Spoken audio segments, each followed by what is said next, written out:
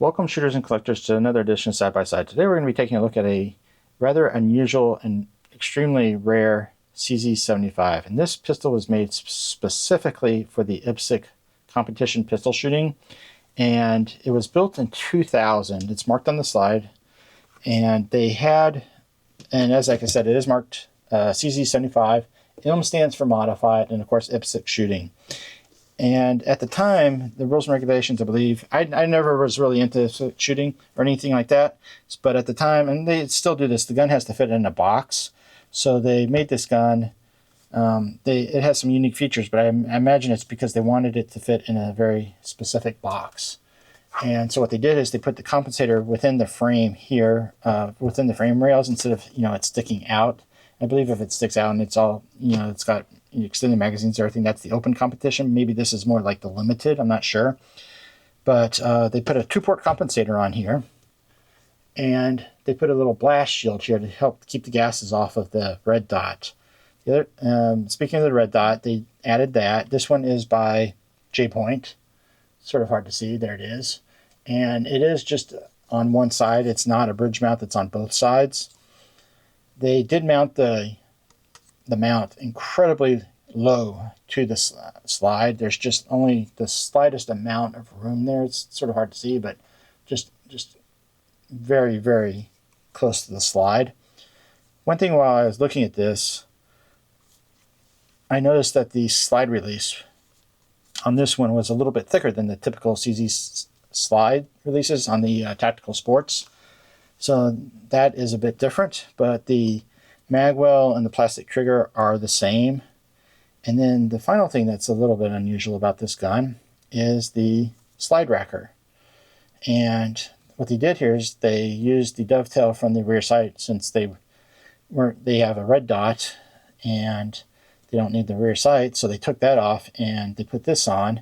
And you really do need a slide racker if you have a red dot on a Tactical Sport, because since the rails are on the inside, there's a lot less metal to grab. You figure a typical slide would come down to here, but when you look at it like this, I can only get like half of my thumbprint on the slide here, and these serrations here are very sharp, but still it's really tough to get a good firm grip on the slide. So by being able to grab this, you can sort of almost get your finger underneath it a little bit and get a whole lot more on there, and that really helps.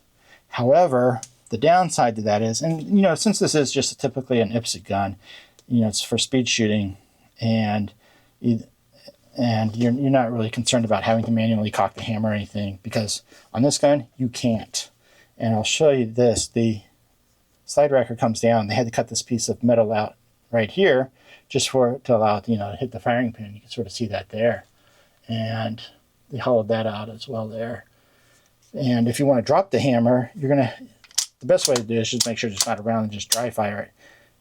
And like I said, you can't cock the hammer. There's just no way to get your thumb in there or even grab it any way.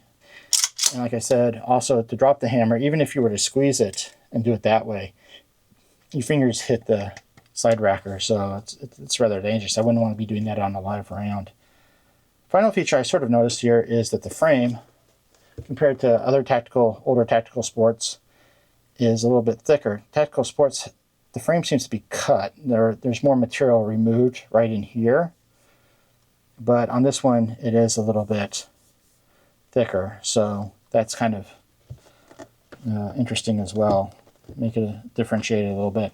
Anyway, like I said, I was really shocked. I had no idea that this gun even was in the United States. My buddy found it. He was looking for a checkmate, and it is in 40 Smith & Wesson. I don't know if they made any 9s. If somebody actually has a 9 that says M IPSC on it, I'd be interested to know about it. Maybe somebody knows more about these, and if you do, please leave comments.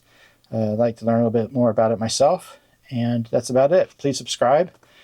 Doesn't seem, I think my videos are getting buried on YouTube or something, so I'm kind of deciding if I should even be doing these anymore. But I do like to share my knowledge and interest in these type of firearms, and especially with something like this. I know CZs are pretty popular, and this is a pretty rare one, so I decided to do a video on it. Thanks for watching. Have a good day.